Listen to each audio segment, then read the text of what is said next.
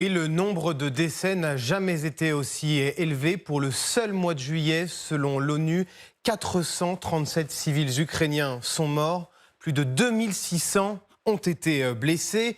Il faut le préciser et le répéter, ce bilan ne comptabilise pas les pertes militaires et donc les soldats qui se battent sur le front, mais uniquement les populations ukrainiennes civiles. Parmi elles, 17 enfants ont été tués et plus de 160 blessés.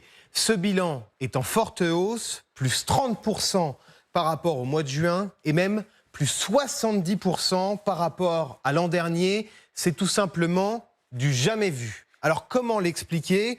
D'abord, les frappes russes se sont intensifiées, notamment sur la capitale ukrainienne Kiev. Des immeubles résidentiels sont touchés, on le voit sur ces images, notamment dans la nuit du 2 juillet, 30 personnes perdent la vie. Cette nuit-là, la Russie lancera plus de 70 missiles. Ces missiles, ils sont d'ailleurs de plus en plus difficiles à intercepter pour l'Ukraine parce que le pays manque justement de missiles patriotes pour les détruire. On peut aussi citer les attaques sur les trains. Ce n'est pas récent, ça dure depuis des mois, mais là aussi, cela semble s'intensifier. La preuve encore hier, dans la région d'Odessa, un drone touche donc cette locomotive. Plus de 300 personnes sont à bord du train. Les 2 chauffeurs sont tués. Mais il y a aussi les attaques en mer. C'est d'ailleurs ce qui inquiète le plus les autorités ukrainiennes, notamment à cause de la puissance de frappe ennemie. 50 navires marchands attaqués par la Russie le mois dernier. C'est plus d'une attaque par jour. La plus marquante a lieu mi-juillet. Le Golden Leo est touché. Ce navire transportait des tonnes de maïs. 10 personnes de nationalités différentes sont tuées. Conséquence immédiate, tous les navires commerciaux ont cessé de naviguer vers les ports ukrainiens. Alors les images qu'on vient de voir derrière vous sont vraiment impressionnantes. Et c'est dans ce contexte que l'Ukraine propose en fait une trêve. Oui, proposition transmise à la Russie par l'intermédiaire d'un pays tiers. C'est l'agence Reuters qui nous l'apprend et parle d'une proposition visant à ce que les 2 pays cessent leurs attaques contre des cibles civiles en mer Noire. Il faut le dire, c'est tout simplement inédit de la part de l'Ukraine. Il y avait jusqu'ici un corridor maritime, et ce depuis 3 ans, permettant au pays d'exporter ses céréales, parce que c'est une manne essentielle pour son économie, mais les frappes successives de la Russie rendent cela impossible désormais. L'Ukraine n'a plus le choix et propose donc cette trêve à la Russie. Est-ce que Moscou a réagi ? Oui, il y a une réponse en fin de matinée. À ce stade, la Russie dit non à cette trêve. C'est ce qu'explique en tout cas la porte-parole du ministère des Affaires étrangères. Voilà ce qu'elle dit.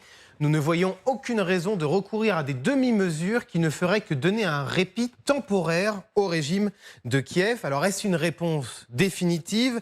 Rappelons-nous d'abord qu'il y a 4 ans, la Russie avait refusé dans un premier temps la mise en place de ce corridor maritime pour l'Ukraine, avant de finalement accepter, notamment grâce au travail de persuasion de la Turquie et de l'ONU.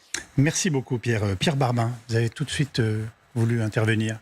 Oui, on est à un moment clou parce que qui montre à quel point les conséquences de la guerre en Ukraine vont bien au-delà de l'Ukraine et de la Russie. L'Ukraine est parmi les premiers exportateurs de céréales mondiales. Oui. Comme la Russie d'ailleurs. Et là, actuellement, l'Ukraine n'arrive qu'à exporter que 30% de ces céréales, même en prenant les chemins de fer, le Danube, etc. Il y a des millions de tonnes de blé, de maïs qui sont en train de pourrir.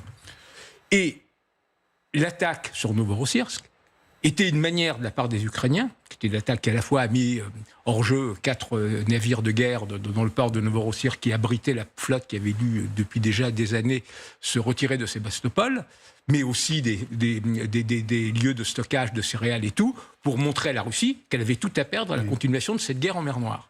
Et on voit que la Russie ne transige pas. Le pays qui probablement a essayé de jouer les médiateurs, c'est de nouveau la Turquie. La Turquie avait réussi en 2022 à jouer les médiateurs, à obtenir donc cet accord de transit qui permettait aussi bien aux Ukrainiens qu'aux Russes d'exporter leurs céréales. Il faut voir que des pays entiers dépendent de ces exportations, l'Égypte, notamment des pays africains. Donc les conséquences sont mondiales. Et donc les conséquences sont mondiales, parce que s'il n'y a pas de céréales, ça veut dire déjà une augmentation énorme des prix, donc avec des risques sociaux de déstabilisation de ces pays qui sont énormes, voire dans des pays les plus fragiles, les plus faibles, notamment au Sahel, des risques même de réelle malnutrition, voire pire. Donc on est dans un moment extrêmement charnière, et Zelensky a abattu cette carte, et on voit aujourd'hui que la Russie veut continuer la guerre. Alors on voit encore ces images très impressionnantes que nous avons diffusées hier. La Russie n'a jamais fait autant de victimes en Ukraine. Vous êtes d'accord aussi avec ça ? Écoutez, c'est manifeste, en tout cas de victimes civiles, c'est manifestement ce que... Oui, c'est à eux que je pense. Depuis mai 2022. Voilà, depuis mai 2022, parce que les premiers mois... Merci. Donc il faut vraiment être prudent sur les chiffres, mais c'est effectivement... Il y a eu Mariupol quand même. Une forte, oui, vous avez raison. Forte augmentation depuis, par rapport à ces derniers mois. Pour revenir sur cette affaire de mer Noire et de demande de cessez-le-feu, Marc a dit l'essentiel, mais évidemment, l'Ukraine souffre en ce moment, avec des ports bloqués. Ça, c'est évidemment que l'Ukraine aimerait pouvoir reprendre son commerce. En même temps, cette proposition est un message envoyé aux États-Unis. Les États-Unis, par la voix de J.D. Vance, ont dit bon, on se calme. Le vice-président. Et le vice-président américain, demandant plus de tirs sur les bateaux qui transportent le pétrole, notamment parce qu'il y a aussi du pétrole d'Asie centrale, du Kazakhstan qui passe par là, bref. Donc c'est aussi une façon pour Zelensky de faire de la politique, de dire aux Américains, regardez, nous, on veut bien arrêter, mais c'est le gars d'en face qui veut pas. Donc c'est assez habile. C'est assez habile d'utiliser un moment de faiblesse réel, la perte de contrôle de ces chaînes d'exportation, d'utiliser un moment comme ça pour faire de la politique diplomatique en disant aux Américains regardez comme nous sommes de bons gars, et de le dire aussi aux Turcs qui sont les très concernés par cette affaire. Quant aux morts civiles, c'est pas. On voit bien qu'il y a une aggravation des frappes russes sur l'Ukraine depuis quelques semaines, parce que les défenses ukrainiennes sont fragilisées. Vous venez de citer la Turquie. Pourquoi ? Parce qu'elle est riveraine, c'est son économie. La Turquie est au sud de la mer Noire. La mer Noire, on ne sort de la mer, on ne sort ou on ne rentre dans la mer Noire qu'en passant par la Turquie, sur les côtes, par le Bosphore. Donc c'est un pays absolument essentiel qui continue à avoir des liens avec la Russie, des liens économiques, notamment en termes d'énergie, mais qui en même temps est membre de l'OTAN. Bref, c'est une situation compliquée. Et qui parle à tout le monde, qui au début de la guerre fournissait des Bayraktar à l'Ukraine, mais qui effectivement fin juillet 2022 a réussi à négocier un accord sous l'égide de l'ONU qui était inédit pour pouvoir faire passer les grains, qui était effectif le 1er août, parce que je me souviens, moi j'étais à Odessa, et je voyais les navires partir avec des céréales, après avoir fait des reportages dans les campagnes où il y avait des silos entiers de grains qui étaient en train de pourrir, donc des agriculteurs qui étaient en pleurs, mais ce qui a un impact non seulement effectivement pour les agriculteurs ce qu'on appelle le grenier de l'Europe, c'est-à-dire effectivement l'Ukraine, mais comme vous l'avez dit Marc, de nombreux pays africains qui sont dépendants de ça, de la même manière que le détroit d'Ormuz. Ce qui est important, c'est aussi de voir que notamment les engrais ne passent plus, et donc ça a un impact aussi sur les cultures dans le reste du monde. Donc en fait, à chaque fois qu'on pense que ça tient à une petite zone géographique, ça a un impact sur le reste de l'humanité, littéralement. Et puis, pour cet accord-là, en réalité, qui a été passé donc fin juillet 2022, il a été reconduit deux fois, à l'automne 2022, puis au printemps 2023. Et puis, je crois que c'était le 17 ou le 19 juillet 2023, Moscou a dit « Ah bah tiens, on arrive à terme de l'accord, allez hop, fini ». Justement, on écoute Sergei Lavrov, ça y est, j'y suis arrivé, et je vous redonne la parole ensuite. Свои собственные методы сделаем гораздо более жесткими для разрушения всего, что подпитывает военную машину Киева со стороны Запада. Но и мы это уже делаем. И они уже начинают стонать. И не случайно все больше и больше голосов из разных точек. Ce sont les fameuses menaces en mer Noire qu'on évoquait il y a quelques instants. Oui, absolument. Non, mais en réalité, les menaces sur la mer Noire, comme vous dites aussi, elles posent problème dans le sens où ça a un impact aussi sur l'économie russe. Sauf que là, on est à un moment charnière où, comme il y a de moins en moins de défense anti-aérienne, notamment patriotes, parce qu'on parle souvent des attaques sur Kiev, mais en fait, il y a des attaques sur Odessa, il y a des attaques un peu partout, sur Dnipro. Et donc, aujourd'hui, l'idée aussi derrière cette trêve, qui n'est pas inédite dans le sens où il y a eu des propositions. Là, c'est une trêve qui est maritime, qui est limitée aux cibles civiles. Donc, on n'est pas sur une vraie trêve entière. En avril 2026, Zelensky, il avait proposé une trêve plutôt dans les frappes contre les infrastructures énergétiques. On sait que depuis fin juillet, il y a une négociation. Et là, je reviens à ce que vous disiez, Jean-Dominique. Là, c'est vraiment pour montrer auprès de Washington que en fait, Zelensky est prêt à faire la paix et que c'est Moscou qui refuse. Il y a des négociations aussi pour une proposition de cessez-le-feu aérien depuis fin juillet. On ne sait pas du tout où ça en est. Probablement que ça n'aboutira pas. Mais bon, c'est un peu un gage de bonne volonté aussi de la part de l'Ukraine de dire, regardez, nous, on est prêt à faire des concessions. On est prêt à arrêter nos frappes aussi, potentiellement sur la Crimée, si derrière, il y a quelque chose. Et à chaque fois que le Kremlin dit non, c'est quand même positif pour l'Ukraine en disant, voilà, nous, on a... Et puis à chaque fois, le même argumentaire, c'est une demi-mesure, ça ne règle rien, ça ne règle pas les problèmes de fond. C'est toujours ça, le même narratif du Kremlin. Donc, on continue. Vincent Crouzet.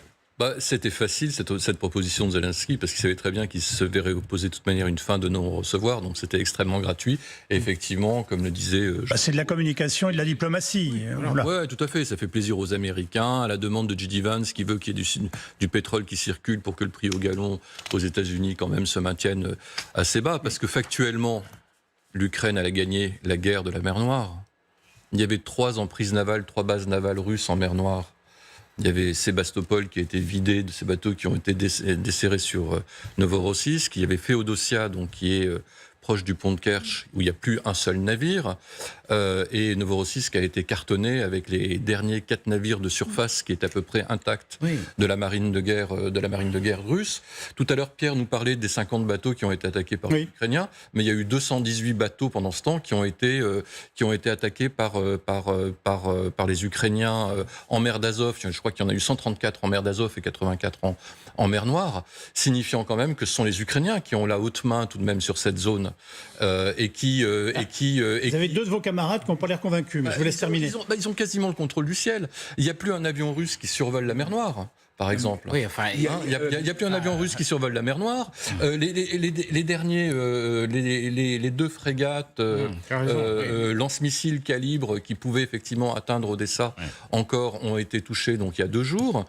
Et puis la Crimée est isolée quasiment du reste du monde. Tout ça, c'est vrai, notamment pour l'isolement de la Crimée. Mais de fait, aujourd'hui, pour reprendre l'expression de Benoît Billan, l'historien militaire qui a d'habitude de plateau, dit c'est la no-fleet zone. C'est une zone où en réalité aucune flotte ne peut plus aujourd'hui y aller. C'est-à-dire les forces s'annihilent les unes les autres. Alors, simplement un point. Les Ukrainiens ont réussi à arriver donc à ce rapport de force où malgré tout, ils ont quand même la main sans avoir un seul bateau.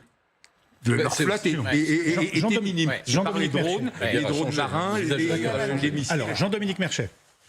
Ce qu'a dit Vincent était vrai jusqu'au 22 juillet. Depuis le 22 juillet, le port d'Odessa est fermé parce que les Russes tirent sur Odessa. Et voilà. Et donc, non, c'est vrai que les Ukrainiens avaient visiblement gagné la guerre de la mer Noire, la bataille de la mer Noire, mais ce n'est plus vrai aujourd'hui. Parce que si c'était vrai, le blé et le maïs circuleraient. Il y aurait des bateaux. Et ce n'est plus le cas. Donc ça veut bien dire que la situation a changé au cours des 3 dernières semaines. Et les Russes ne l'ont pas gagné parce qu'ils n'arrivent pas à faire passer leurs bateaux. D'accord pour les céréales. Absolument. Et donc ce que nous, bien sûr, mais il n'y a plus de victoire. Nous sommes de nouveau dans une situation de blocage. Et ce qu'on voit, ce qui est intéressant à observer, pour la première fois dans l'histoire navale, c'est que on contrôle aujourd'hui la mer sans bateau. C'est-à-dire qu'on contrôle la mer depuis la terre. Et ça, c'est une nouveauté radicale. C'est passionnant, là, ce que vous nous dites. C'est une nouveauté radicale. On le voit là, en mer Noire. On le voit à Hormuz. Oui. On voit que... Et c'est vraiment une des immenses leçons de cette guerre. C'est-à-dire que, jusqu'à présent, pour contrôler la mer, il fallait des bateaux sur l'eau.